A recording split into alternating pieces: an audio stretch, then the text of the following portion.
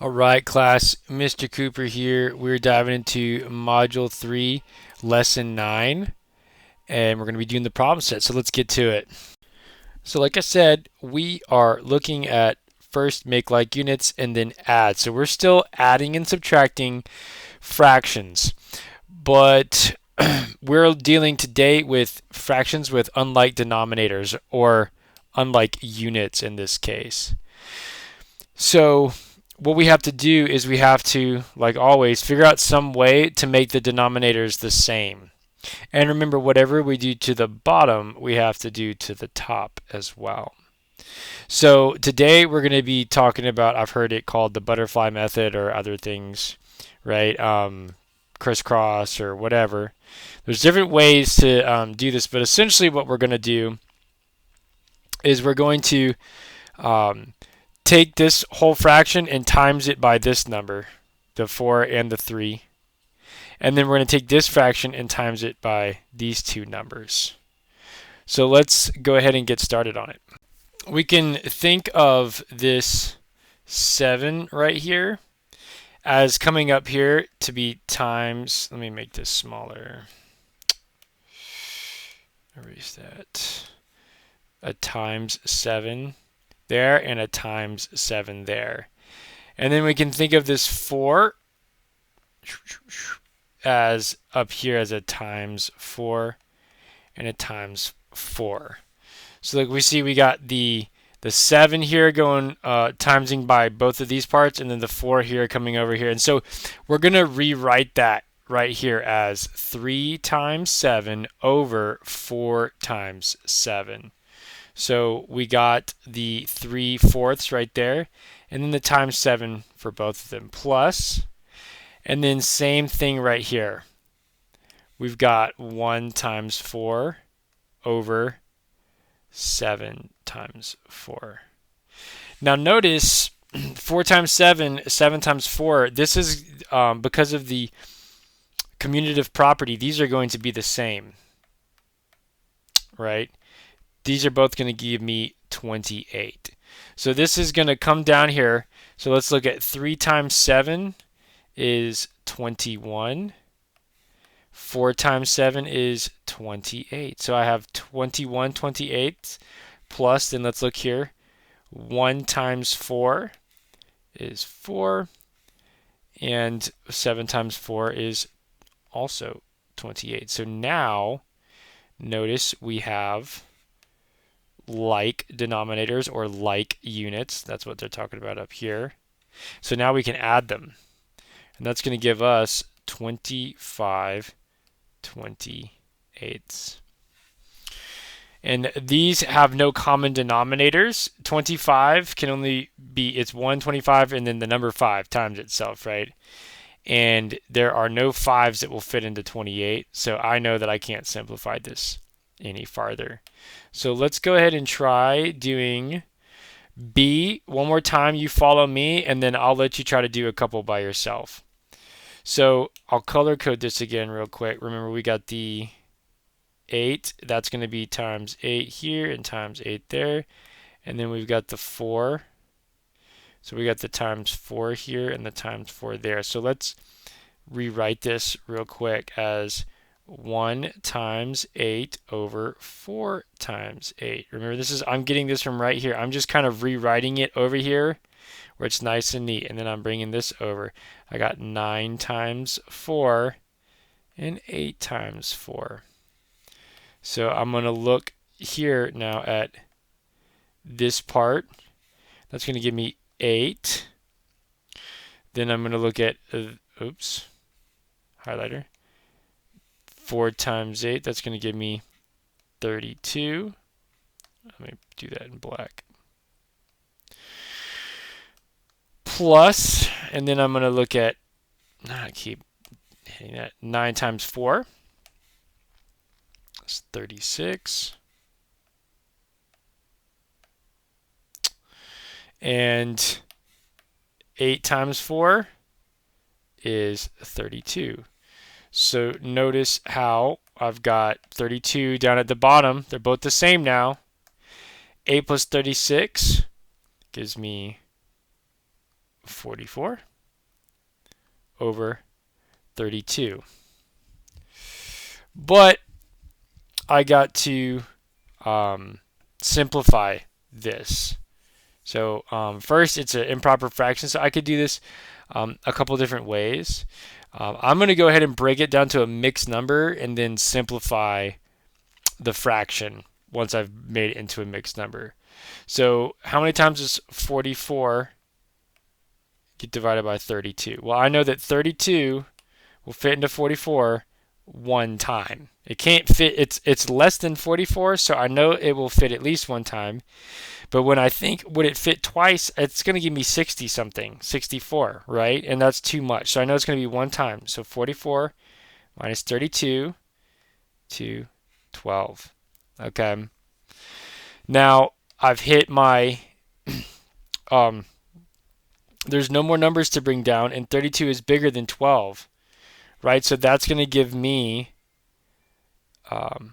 1 and 12 30-seconds. So then I ask myself, can I simplify 12 30-seconds? What is the common factor in both of those numbers? The greatest common factor, I should say. Well, if I don't know it off the top of my head, I can sit here and think 12 would be 1 times 12, also 2 times 6, 2 and 6, and 3 times 4.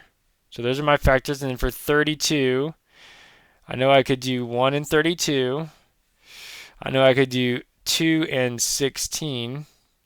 So right here we've got 2. Both of them have 2 would work, but is it the greatest common factor?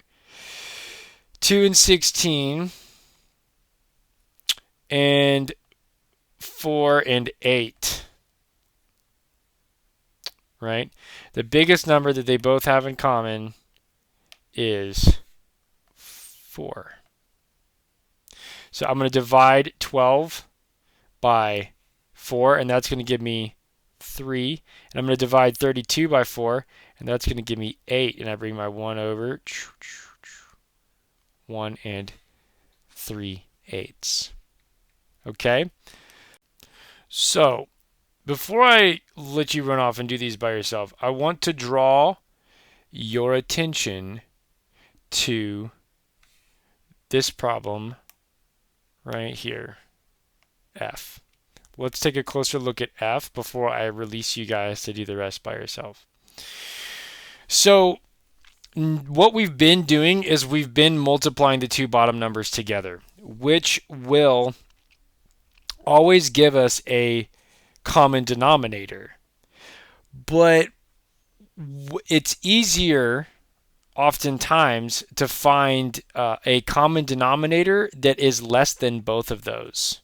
So what do I mean? Well, I know that 6 and 4 together would make 24, right? And I could change this and do this just the way I've been doing it.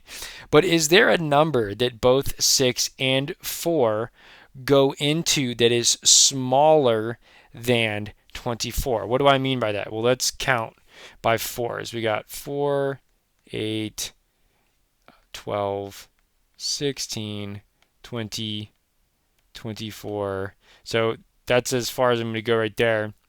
And then for the 6s, I got 6, 12, 18, 24. So we see that both of them have 24. But is there a number that they have in common that's even smaller? Hopefully you saw the 12s, right? So what do I do to make a 4 into a 12? What do I do? Well, I know that 4 times 3 equals 12. So if I do it to the bottom, I got to do it to the top. So let's do this 3 times 3 and 4 times 3. Now you're asking, where did I get the 3 from? Well, I realized that 4 and 6 both go into 12. So instead of timesing 4 by 6, I'm going to times it by 3 to make it into 12. And if I do the bottom, I got to do the top. Now the flip side 5/6. Well, what do I have to do to 6 to make it into a 12? Well, I times it by 2, right? 6 times 2. And if I do that to the bottom, I got to do it to the top as well. Right? And so that's going to give me 9/12 plus 10/12. Now, if you were to do this, if you were to do it the way that we've been doing it, you will wind up with a correct answer. But this is going to end up being a lot easier in the long run. 9 plus 10 is 19/12, right? And we got 19 divided by 12. It goes in one time. It gives me 7. So I have, and then 1 and 7/12, right? So I would have gotten like 1 and 14/24 or something. And then I would have had to simplify 14/24.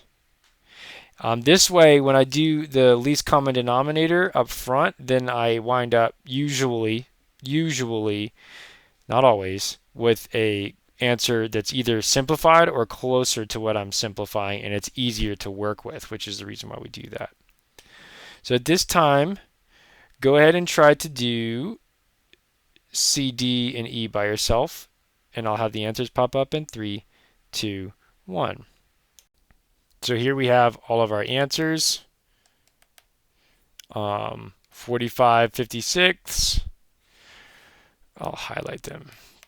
45/56, 1 and 1/63, 13/15, 1 and 7/12 we did together.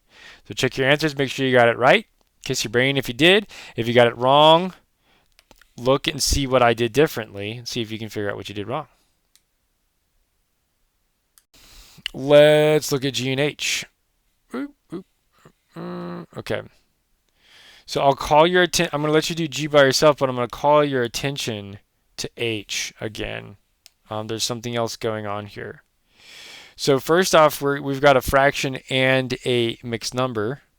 So we need to change that to something that we can work with. So let's get this to be improper, and then we can go from there. 1 times 10. Oh, let's just rewrite. 3/4 plus, and then 1 times 10 gives me 10, plus 1 is 11/10. And then now let's stop and look. I've got a 4 and a 10. I could times these together and I could get 40 and do the butterfly method. But there is a number that is a common product, or there is a least common denominator here. There's something that's smaller than 40 that these both could fit into. We've got 4, 8, 12, 16, 20, 24, 28, 32, 36, 40. And then I've got 10, 20, 30, 40. Now we know they both have 40, but do they have another common product? 20. So let's ask ourselves, what 4 times what equals 20? 4 times 5 equals 20. So if I do it to the bottom, I do it to the top. So I'm going to do 3 times 5 equals 20. Oh, no, not plus. Now what do I got to do to the 10? How do I get to 20? Times 2, right? So I've got 10 times 2, and then 11 times 2. That's going to give me 15/20 plus 22/20, right? 15 plus 22 is going to give me 37/20. Then I ask myself, 37 divided by 20. It's going to go in one time, because 2 times would be 40. It'd be too much. 1 and 17/20. 20ths. And 17 is a prime number. I cannot make that any smaller. Okay?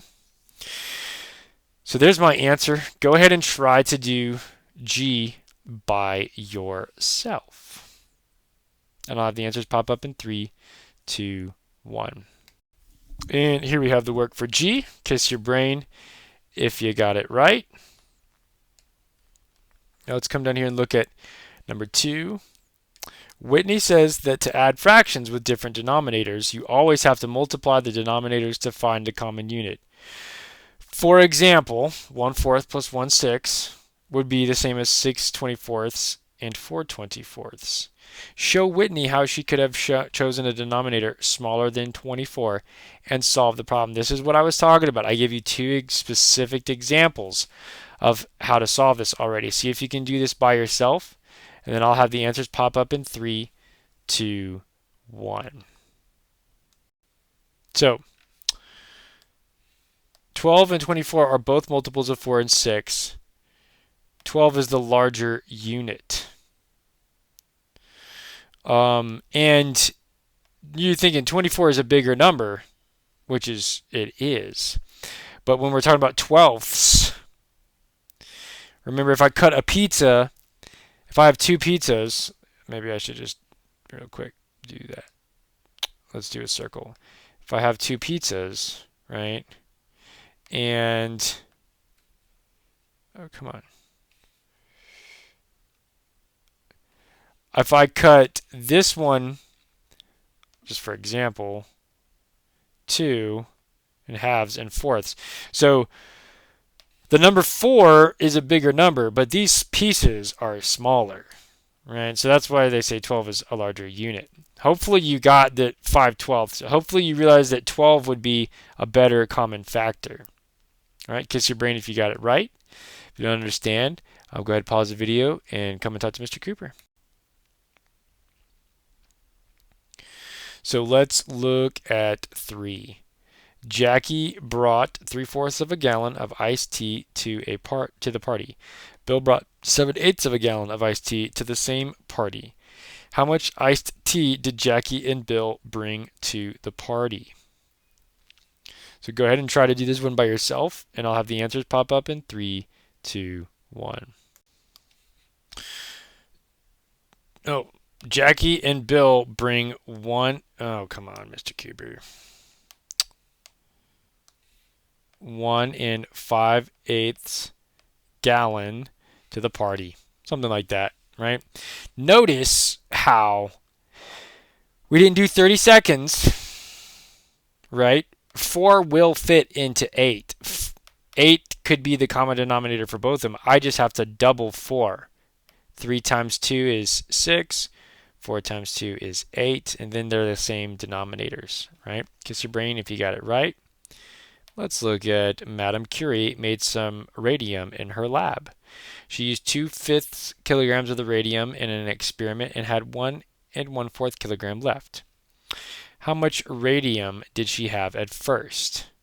Extension, if she performed the experiment twice, how much radium would she have left? So I'll go ahead and give you a couple minutes to try to do this by yourself. Go ahead and pause the video and see if you can get this right. And I'll have the answers pop up in 3, 2, 1. So they gave you a tape diagram here. But let's see what they did. We had 2/5 plus 1. Came from there, and 4/5, right? And so the common denominator of 4 and 5 would be 20. So we're going to have 8/20 plus 1 plus 5/20. You might have done this as 25/20, and that's okay too. Either way, you're going to wind up with 1 13/20. Right after you add the 8. So at first she had 1 13/20 kilogram of radium. Now here's the extension. If she did it twice, she's going to wind up with 17/20 kilograms left.